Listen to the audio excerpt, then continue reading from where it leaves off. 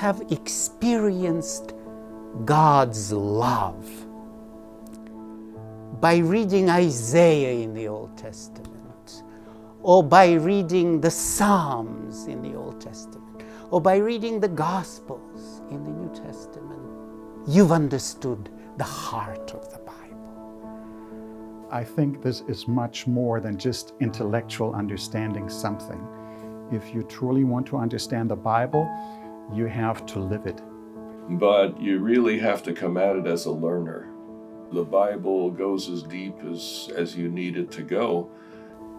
There is one thing that is common for the entirety of the biblical canon, and that is every book testifies of lives, real, raw human lives being touched and changed, transformed by God's love. If you want to understand what love is, and you do not become more loving, you have not really understood what love is.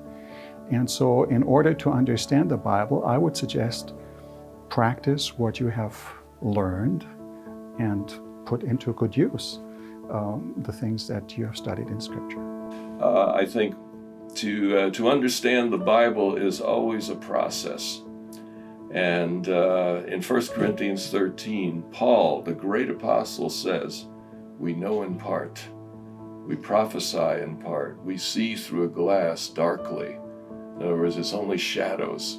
The best that we see is shadows. And I think as long as we remember that, as long as we're humble when we approach the Bible, there's always more to learn. And I've been studying the Bible professionally now for 38 years. That's professionally, you know. And I feel sometimes like I know less than I did before, not because my learning has taken me, you know, aback, but rather because I realize how little I know. So the more you learn about the Bible, the more humble you become as to what you actually know about God. And I think it's as we are humble like that, that more knowledge will come.